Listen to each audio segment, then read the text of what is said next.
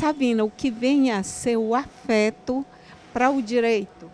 Bom, diferentemente do apoio material, que é mais do que a obrigação dos pais, que tem previsão dentro do Código Civil, tem previsão na Constituição, o afeto também é responsabilidade dos pais, né?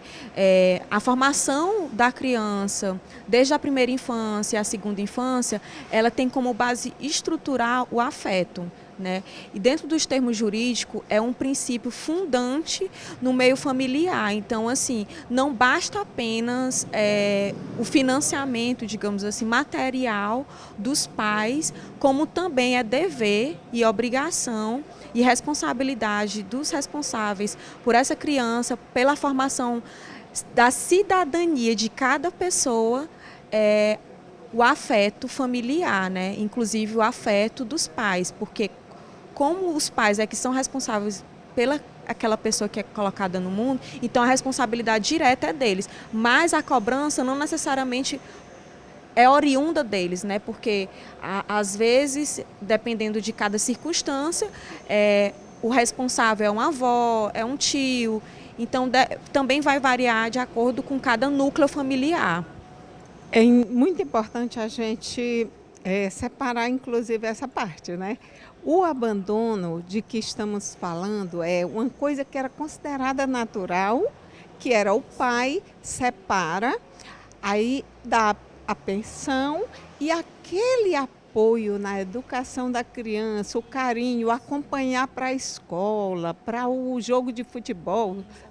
E aí o que acontece? Muitas vezes, né, como a gente vive numa sociedade machista, patriarcal, a responsabilidade da criação, tanto material como afetiva daquela criança, sempre é a obrigação da mãe, da mulher, né? E o pai, como em muitos casos, acaba abandonando o lar e abandonando também afetivamente, como muitas vezes também materialmente, aqueles filhos, né?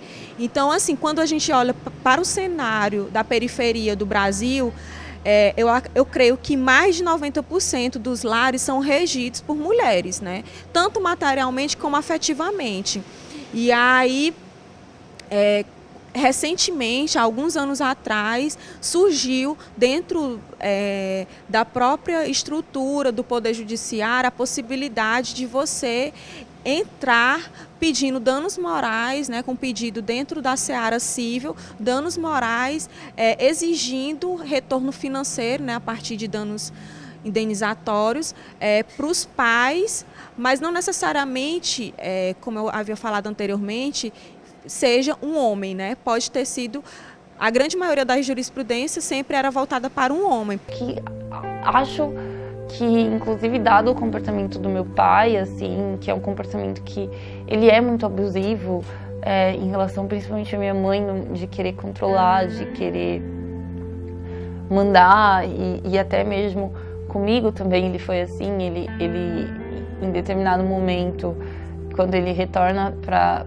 as nossas vidas, e aí o retorno realmente é muito mais no sentido de dar um nome na certidão, e é uma lógica muito machista, muito abusiva, de controle, de querer dominar, de que ao mesmo tempo que ele abandona, ele deixa esse lastro de destruição, e ele quer que as pessoas estejam sempre correndo atrás dele. Também é muito difícil de comprovar um abandono afetivo, assim, não é tão simples. Como é subjetivo o que é afeto e o que não é, como não existe causas objetivas do que seja afeto e do que não seja, então varia também de juiz para juiz. Assim, por mais que exista já uma decisão que se tornou precedente, não existe, na verdade, um regulamento que obrigue todos os juízes dar causa de ganho para quem entrou com a ação pedindo danos morais por abandono afetivo, né? O fato de ter a jurisprudência é que é uma situação que ela pode, como ela é muito presente no nosso país, você já falou, por causa da sociedade machista e patriarcal, então pode ser uma situação que ela venha acontecer, mais pessoas entrarem com esse pedido e conseguirem êxito.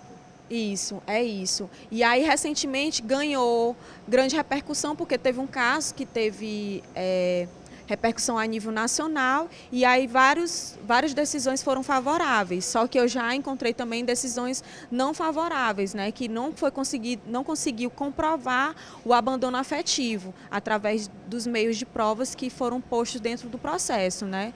Mas assim, como você mesmo colocou, né? Como é uma realidade fácil de encontrar no Brasil, então facilmente, se um juiz tiver um mínimo de sensibilidade, ele vai chegar à conclusão de que, de fato, aquela criança ou aquele adulto é abandonado afetivamente.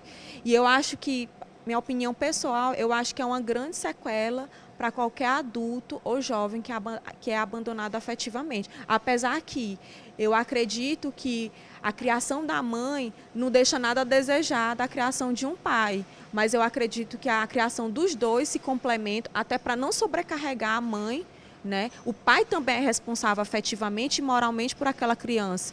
Então, a personalidade depende também da criação dos pais. Então, tanto o pai quanto a mãe, então a ausência do pai na casa, na família e na formação daquela criança, ela é crucial para o desenvolvimento de cidadania e de ética que aquela pessoa vai ter, né? Então, é um grave erro que a nossa sociedade machista comete, abandonando seus filhos e sobrecarregando as mães de ser multifuncional, né? Inclusive exercendo o papel de pai dentro de casa. O mais marcante da minha relação com meu pai foi quando no segundo ano, no primeiro ano da faculdade, para o segundo ano, ele começou a me processar, porque como eu já tinha feito, no primeiro ano da faculdade eu entrei com 18, e aí ele queria parar de pagar pensão. E dentro da lei brasileira, quando seu filho está estudando, está na universidade, você é obrigado a continuar. Você tem que continuar a pagar a pensão. E aí, a minha mãe, ela pegava o dinheiro da pensão que ele pagava e simplesmente, como eu morava numa cidade que era distante, eu não conseguia ir e voltar, ela usava esse dinheiro, justou esse dinheiro, para pagar o lugar onde eu morava. Porque meu pai, ele não respeitou a minha escolha, porque como eu tinha passado em outros cursos, ele achava que se eu fizesse esses outros cursos, eu ia ganhar mais dinheiro, que era uma coisa que ele nem tinha a ver com isso, e eu poderia estudar mais próximo de casa. Só que minha mãe sabia que eu queria fazer arquitetura. E aí eu lembro que, acho que o mais marcante dessa situação foi que o juiz não só falou que era absurdo meu pai querer reter a minha pensão, mas ele começou a dar uma lição de moral no meu pai, falar que ele nunca tinha visto um pai ficar bravo porque a filha era uma boa aluna, porque a filha era uma boa filha, porque a filha estava querendo estudar, e que era uma situação extremamente absurda, que pais no lugar dele iam estar orgulhosos, e ele estava me processando, e que ele nunca tinha visto isso, e que ele estava chocado. Eu especificamente atuo em um caso que a mãe procurou para justamente entrar com um pedido de pensão alimentícia, e eu orientei que, por conta da situação, né, que ela entrasse também com pedido de abandono afetivo, porque era muito evidente. A criança, por exemplo, hoje é acompanhada com psicólogo, com psiquiatra, tomando remédios controlados, porque sente a ausência do pai dentro de casa e sente a ausência do pai na sua formação. Então, assim, isso é uma sequela muito grave, psicológica, inclusive, para a formação daquela pessoa, né? Então, é terrível. E, assim, eu vejo que ainda é um tabu que não é trazido à tona. Você não vê a sociedade reclamando porque o pai é ausente dos lares. Na verdade, você vê a condenação sempre em cima da mãe. Porque a mãe, além de educar, de fazer o papel de mãe e pai, ela ainda é culpada caso aquela criança sofra por algum transtorno. A relação com meu filho hoje é assim, eu tento estar sempre presente em tudo, entendeu? Sempre presente, direcionando, né, conversando, mostrando. Samuel, ele tem 4 anos, mas é um menino muito esperto. Até que eu cheguei hoje do trabalho, que ele estava aqui pulando meu pescoço, aqui, pai, sou seu grude e tal, isso é maravilhoso. Então, assim, eu tento estar próximo, ser participativo em tudo, né? Na escola, tem reunião, às vezes quando dá pra mim eu vou, né? Levo na escola, levo pra natação, a gente tá lá junto, passeia, a gente brinca. Então, assim, o Samuel, pra mim, assim, eu tento mostrar pra ele algo né, algo diferente daquilo que eu vivi, né? Até porque a partir de quando isso foi restaurado na minha vida, o relacionamento com meu pai mudou muito. Então assim, eu comecei a entender aquilo, o porquê meu pai não me dava o amor, não me dava atenção, né? Porque ele não teve um pai também. Então não tinha ninguém para dar isso para ele. Como que ele vai dar amor para um filho se ele não recebeu? Como que ele vai direcionar o filho se, tipo, ninguém direcionou ele? Foi, né, foi gerado e foi criado só com a minha avó, entendeu? Então assim, hoje eu tento pegar o Samuel e dar atenção, tá junto, ser participativo. Às vezes eu repreendo, né, mas não da maneira que eu fui repreendido, entendeu? A gente conversa.